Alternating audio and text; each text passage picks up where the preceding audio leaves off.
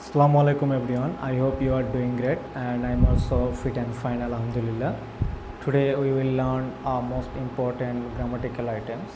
If you practice with me and if you learn with me, I hope you feel your progress before long days. So guys, don't waste time. Let's get started. So you can be seeing, I already write here a questions. Fill in the blanks with singular or plural numbers. Okay. So and you can be seeing some sentence and some fill in the blanks, and you can be seeing here some help box and some words. Okay, আমাকে মাথায় রাখতে হবে যে আমরা যখন singular এবং plural number দিয়ে যখন কোনো ফিল ইন দ্য ব্ল্যাঙ্কস করবো বা শূন্যস্থান পূরণ করব, তখন আমাদেরকে এই সিঙ্গুলার এবং প্লুরাল সম্পর্কে ধারণাটা থাকতে হবে, তাই না? এই সিঙ্গুলার এবং এই প্লুরাল সম্পর্কে আমাদের সঠিক ধারণা থাকা দরকার আছে। তো সিঙ্গুলার আমরা কোন ওয়ার্ডগুলোকে বলবো না, যে ওয়ার্ডগুলো সাধারণত একটা ব্যক্তি বা একটা জিনিস বা একটা বিষয়কে বোঝাবে সেটাকে আমরা সিঙ্গুলার হিসেবে ধরবো, আর যেটা যে ওয়ার্ডের দ্বারা একের অধিক বোঝাবে তখন তাকে আমরা প্লুরাল নাম্বার ধরবো, তাই না? তো এবার কথা হচ্ছে যে সিঙ্গুলার কখন আর প্লুরাল কখন।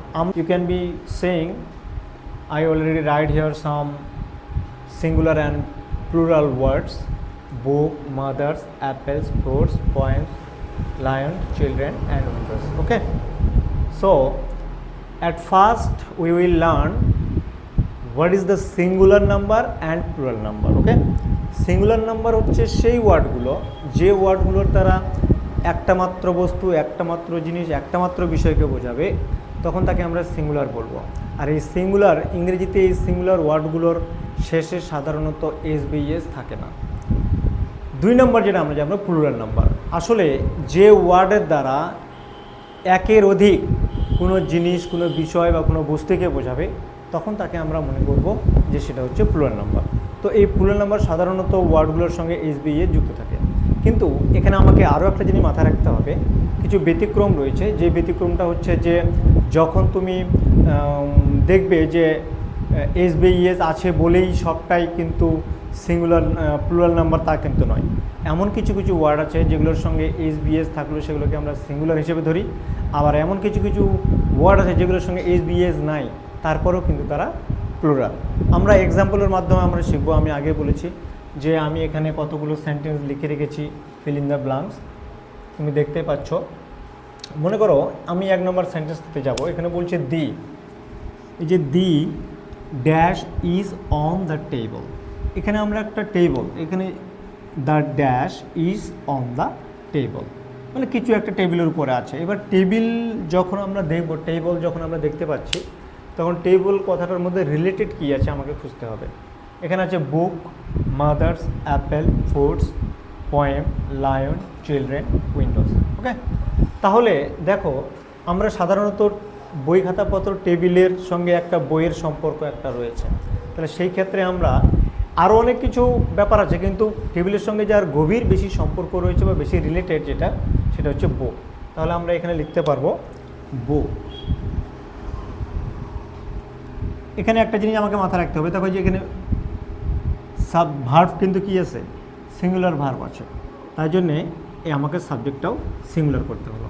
তাহলে বুকের সঙ্গে এস নাই, এটা একটা সিঙ্গুলার ওয়ার্ডস। ওকে, নেক্সট আমরা চলে আসবো বি নাম্বার কোশ্চেন কী বলছে। দেখো ড্যাশ লাভ চকোলেটস। আচ্ছা, চকোলেটস আমরা জানি, চকোলেট সাধারণত কারা ভালোবাসে এটা আমরা সবাই বুঝি, তাই না? বড়রা সাধারণত চকোলেট খায় না, কারা খায়? ছোটরা খায়। তাহলে ছোটদের সঙ্গে এই চকোলেটের সঙ্গে ছোটদের একটা সম্পর্ক আছে। তো সেই ক্ষেত্রে এই যেখানে চকোলেটস বলছে, তার মানে আমাকে মাথায় রাখতে হবে যে এই যে চকোলেটস কারা ভালোবাসে, এখানে বলছে mothers, apples, fruits, poems, lion, children. এই যে চিলড্রেন আমরা পেলাম, শিশুগণ, এই চিলড্রেন দেখো এটা কিন্তু প্লুরাল নাম্বারে আছে, কিন্তু আমরা এখানে দেখতে পাচ্ছি কি, দেখতে কার মতো লাগছে, সিঙ্গুলারের মতো লাগছে, কারণ এখানে এস নাই। এই ভুলটা করা যাবে না। কিছু কিছু ওয়ার্ড আছে যেগুলোর সঙ্গে এস না থাকলেও সেগুলোকে প্লুরালের মতো প্লুরাল হয়, কিন্তু দেখতে সিঙ্গুলার মতো। যেরকম মনে করো আর একটা সেন্টেন্স যদি আমি লিখি এখানে, পিউপল, দেখতে সিঙ্গুলার মতো, কিন্তু আসলে এটা কি প্লুরাল নাম্বার। দেখো এর সঙ্গে এসবিএস নাই, তাহলে সব প্লুরাল নাম্বারের ওয়ার্ডের ক্ষেত্রে বা সব প্লুরাল নাম্বারের ক্ষেত্রে যে এসবিএস থাকবে এমনটাও নয়। ওকে, তাহলে এখানে আমরা লিখব চিলড্রেন।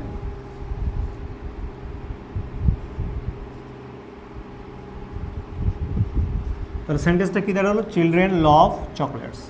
ওকে, এবার চলে আসবো আমরা সি নম্বর সেন্টেন্সে। বলছে dash road in the forest. Road কথাটার অর্থ হচ্ছে গর্জন, আর ফরেস্ট কথাটার অর্থ হচ্ছে জঙ্গল। তাহলে জঙ্গল এবং ফরেস্ট এর সঙ্গে রিলেটেড কি আমাকে খুঁজে বার করতে হবে। প্রত্যেকটা সেন্টেন্সে আমরা রিলেটেড ওয়ার্ড খোঁজার চেষ্টা করব, যেটাকে কিওয়ার্ড বলি। তো এখানে রোড গর্জন করা এবং ফরেস্ট জঙ্গল। আচ্ছা, ফরেস্ট এবং জঙ্গলের সঙ্গে মিল আছে কার আমাকে দেখতে হবে। এখানে রয়েছে mother, apples, fruits, points, lions, সিংহ গর্জন করে। তা লায়ন্স সিংহরা, তার সিংহরা জঙ্গলে গর্জন করে। ওকে, এবার চলে আসবো আমরা ডি নম্বরে। কী বলছে? কপার রড লেখে। লেখে, তাহলে কি লেখার সঙ্গে সম্পর্ক কি আছে এখানে? এই সেন্টেন্সের মধ্যে কিওয়ার্ড যদি আমি রোডকে ধরি, তাহলে কি আছে? Points, books, mother's, apples, food, children, Windows. তাহলে এখানে আমরা বুঝতেই পারছি যে কোনটা হবে। তাহলে এখানে হচ্ছে কপার রোড মেনি, অনেকগুলো। কি লিখেছেন? পয়েন্টস লিখেছেন। তাহলে সেন্টেন্সটা কী দাঁড়ালো? কপার রোড মেনি পয়েন্টস, মানে কপার অনেকগুলো কবিতা লিখেছিলেন। Next question here, the dash are open. আচ্ছা, ওপেন, ওপেন মানে কি? খোলা। তাহলে আমার বুকের কাজ হয়ে গেছে, লায়নের কাজ হয়েছে, চিলড্রেনের কাজ হয়েছে, তাই না? পয়েমের কাজ হয়ে গেলো। তাহলে থাকলো কি? মাদার্স, অ্যাপেল, ফ্রুটস আর উইন্ডোজ। আচ্ছা, খোলার সঙ্গে সম্পর্ক কি? ওপেন, ওপেন মানে খোলা। এটাকে যদি আমি কিওয়ার্ড হিসেবে ধরি, তাহলে ওপেন, ও খোলা। কি খোলা যায়? জানালা, উইন্ডোজ, জানালা। তাহলে আমার এখানে লিখতে হবে উইন্ডোজ।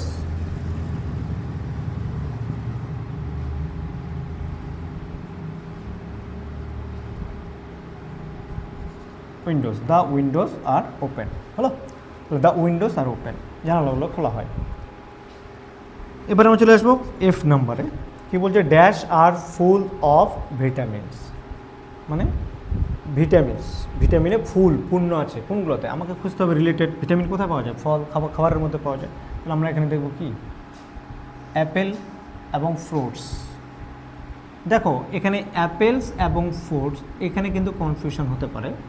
দেখো অ্যাপেলস একটা ফলের নাম, একটা ফ্রুটস, আর ফ্রুটস মানে তো সকল ফ্রুটসগুলোকে বোঝায়, সব ফলগুলোকে বোঝায়।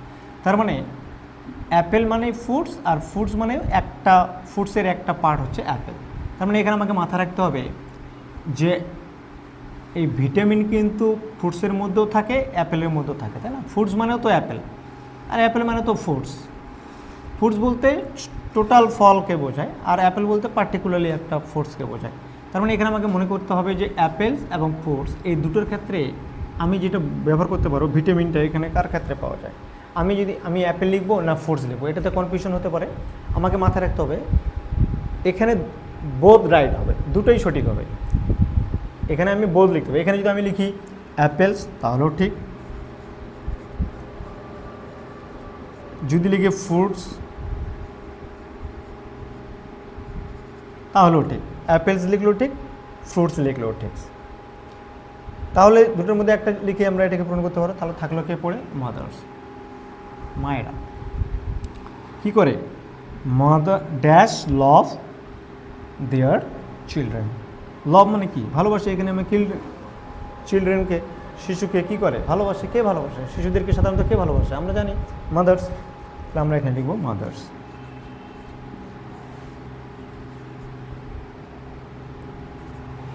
তাহলে আমরা এই ক্লাসটা থেকে জানতে পারলাম যে সাধারণত বেশিরভাগ ক্ষেত্রে কোনো ওয়ার্ডের সঙ্গে যদি এস বা ইএস থাকে তাহলে সেটা প্লুরাল নাম্বার হয়, এবং কারোর সঙ্গে যদি এস বিএস না থাকে তাহলে সেটা সিঙ্গুলার নাম্বার হয়।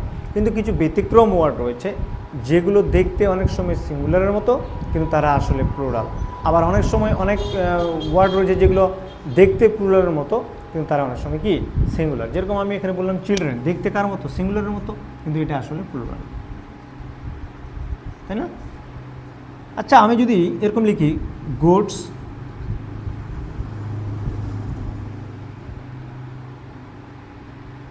তারপর আমি যদি লিখি নিউজ, NEWS, নিউজ। এই যে নিউজ লিখলাম, দেখো এস আছে, তার মানে এটা কি প্লুরাল না, এটা সিঙ্গুলার, দেখতে প্লুরালের মতো কিন্তু আসলে এটা কি সিঙ্গুলার। তারপর মনে করো যে আয়রনস, আয়রনস দেখতে কি মনে হবে আয়রনের, এটা প্লুরাল নাম্বার না, এটা দেখতে হচ্ছে প্লুরালের মতো কিন্তু আসলে এটা কি সিঙ্গুলার।